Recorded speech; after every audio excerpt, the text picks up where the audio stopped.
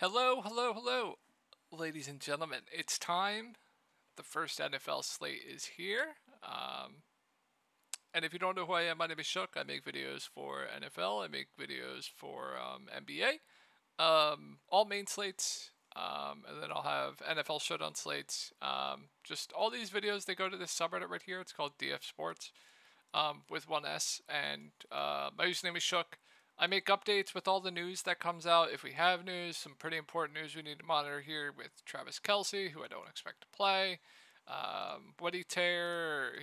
He didn't tear anything. Hyperextended his knee, so I doubt he plays. Got to keep an eye on that. What that changes and stuff like that. So it's really, really important to check out this Reddit and when I make the updates. And you can ask me questions about the slate leading up to lock and stuff like that. And then if you ever need to get a hold of me privately, you can get a hold of me privately on Twitter. You can message me on Twitter. I'll always respond to you there. And then before we get into the breakdown, if you are interested in joining my Discord, a link to that will be down below. I do private videos, player pools, cores, whole bunch of stuff that will be down below. All right, let's get into the slate, and we'll start off on the Detroit side, and I guess we'll just go by salary, but super, super excited. NFL's finally back. It's been tough. It's been tough. So finally glad to have this back. Let's get into the breakdown. So what do we know about Detroit? Pretty much, it's pretty simple. We know Amon-Ra St. Brown's going to get, I don't know, an insane amount of targets. We know they signed Montgomery. They drafted Gibbs in the first round. What else? They picked up Marvin Jones Jr. Outside of that, that's basically it right now. So starting off at the top, I think Amon-Ra St. Brown, especially if Travis Kelce's out, it's probably going to be the best skill position spent up on the slate. Last season, I believe 26% target market share, which is absolutely insane. Expect him to get, I don't know, anywhere from 8 plus to 10 plus targets a game. This game should shoot out. I think he looks phenomenal. I don't think there's any analysis that you guys need. The floor, the ceiling, look at the wide receiver around him. Goff just loves targeting him. He's probably going to get 10 plus targets. So the floor, and then if he gets into the end zone, the ceiling is just absolutely insane with him, especially if, Travis Kelce's out on the other side. He is going to be the clear best skill position player outside of the quarterbacks, obviously. And there's going to be value. Like, we're going to have value. Absolutely, we're going to have value. So I absolutely love the Sun God. Phenomenal play, in my opinion. Jared Goff at 9-4. Quarterbacks always have the safest floor on showdowns, and raw points are definitely very, very important. So I do like both quarterbacks. Obviously, I do give the edge to Patrick Mahomes, but both are very, very good plays. And just make sure if you're playing quarterbacks, like if you're playing a quarterback and the captain, you're pairing them with, at least one wide receiver. Most of the time, I like pairing him with at least two. So just make sure you are doing that. Or, for example, if you're playing Amon-Ra St. Brown, the captain, you're pairing him with the quarterback, etc. Roster construction's extremely, extremely important. On showdown slates, anyone who says it's not doesn't know what they're talking about, in my opinion. It's just extremely important to me. So I always like both quarterbacks. Amon-Ra St. Brown's a great play. As far as the running backs go for Detroit, I think it's very, very interesting here. And let me go to the flex so you can see their price points. So I don't know what their ownership is going to be. We do have value. Obviously, they drafted Gibbs in the first round, which is very, very rare. Looking at what Beats wrote, some ways that people don't quite think we might. So to me, what that says is I think they're going to line him up in the slot some. They're going to use him as a wide receiver some. Obviously, he's an extremely talented pass catcher. David Montgomery is going to be more of that bruiser, like goal line work, etc. Probably gets solid chunk of carries as well.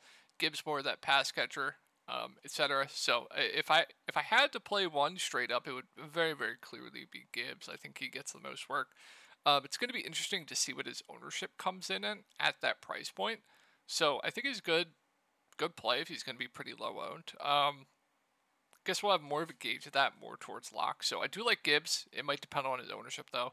And then David Montgomery, going to be more of that bruiser for this team, kind of like, especially get those that goal line work, etc.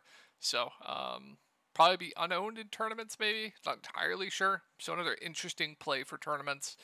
And then we have the wide receivers not named Amon-Ra St. Brown. So what they did last year was basically everyone outside of Amon-Ra St. Brown basically split snaps, right?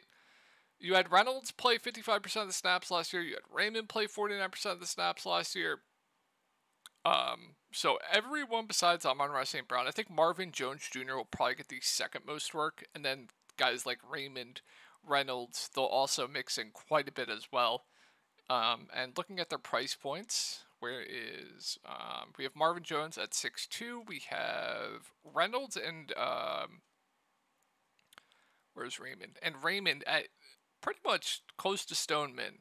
I think we'll talk about the KC wide receivers in a minute, but I actually do think they are solid values. I think they're going to play a decent chunk. Obviously, the floor is very, very low on them, but they are too cheap in my opinion. So I do like these cheap wide receivers in Reynolds and Raymond. MJJ, I think, is just tournament only for me. Fine. But we do have value here. Laporta, meh. And then going to defenses, I'm not going to play any defenses on this slate. If you want to take shots on them at low ownership, I think that's fine. If they're going to get any ownership, they're pretty bad plays, in my opinion. And then kickers, they're always just... I always like playing them on slates with lower totals, but kickers on slates with higher totals definitely have less of a chance of being optimal because more of those skill position players are going to acquire more points. So they're firmly in play. But I think on higher total games, for me personally, they have a much less chance of being optimal, in my opinion. So usually I'm pretty high on kickers, but for this slate, not too high on them. They're always fine values to me. But like I said, I prefer them on slates where the total of the games are much lower.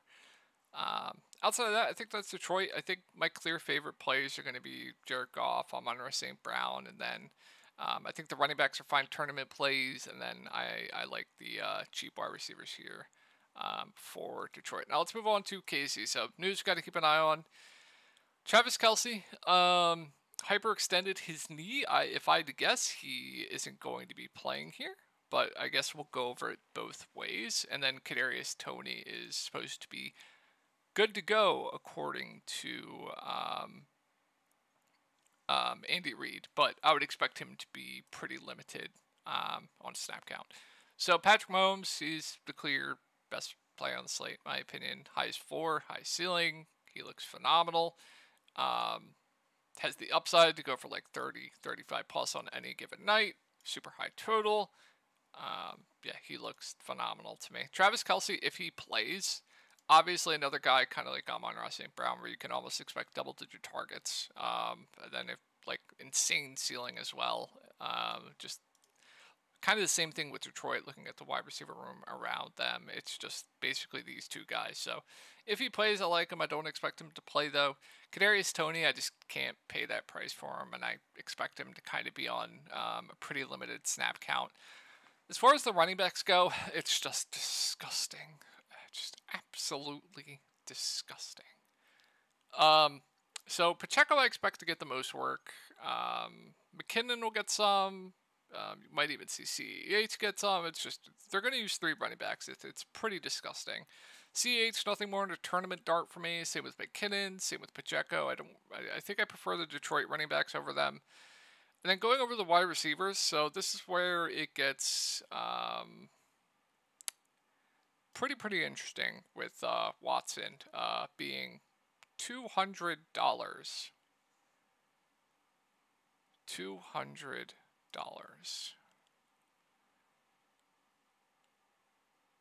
Does not make sense to me. Now, the thing with Watson, he's super boom or bust, right? Super low floor, but he's mid price. he's min-priced, especially if Travis Kelce's out. I mean, I expect him to be on the field a decent amount. He allows you to open up a lot more and do whatever you want with your lineup. So obviously, I really like Watson for value. I think Sky Moore, especially once again if Kelce's out, looks even better. More of a slot guy.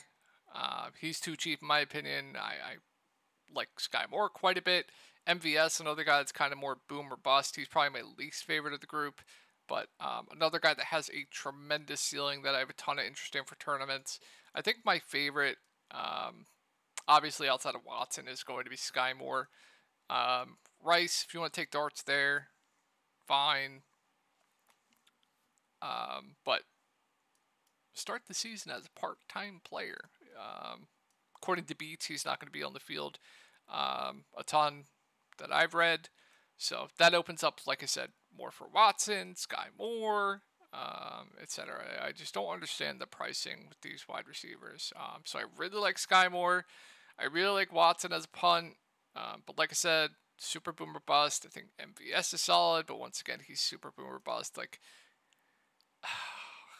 assuming Kelce's out, like even then, last season, or his stats, 13% target market share. It's just disgusting. Just disgusting. I think clearly my favorite's going to be Sky Moore and Watson. Allows you to just do whatever you want with your lineup as well. They're just too cheap. And the Detroit wide receivers, I think, are interesting as well. Outside of that, like I said, we already went over kickers. I think they're fine. Higher total games, I think they're worse. Lower total games, I think they are better. Defenses, I'm not going to play any defenses on this slate. Then trying to see if I missed anything. I don't think I did. I think we went over it pretty well. Oh, and then if Travis Kelce is out, obviously that's going to open up no gray at 2,400. So, I guess we'll go over some roster construction stuff. I think that'll be it for the breakdown. As far as going over roster construction stuff, just like I said, make sure if you're playing like Patrick Mahomes at captain, you're pairing him with at least one pass catcher. I personally like to pair him captain quarterbacks with two.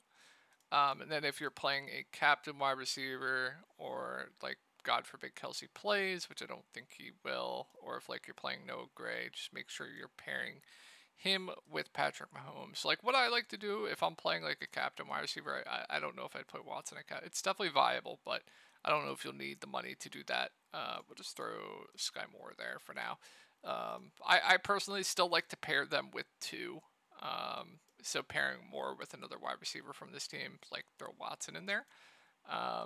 I always like pairing, if I have a quarterback in my lineup, especially with the wide receiver at captain, I always like pairing them with two, and then the quarterback at captain, I still like pairing them with two. And then I never play both defenses. I never play both kickers from those either. Outside of that, I think you can get a little bit wild. So I think that's going to be it for the Showdown slate. I hope you guys had a good summer off, and I will talk to you guys later.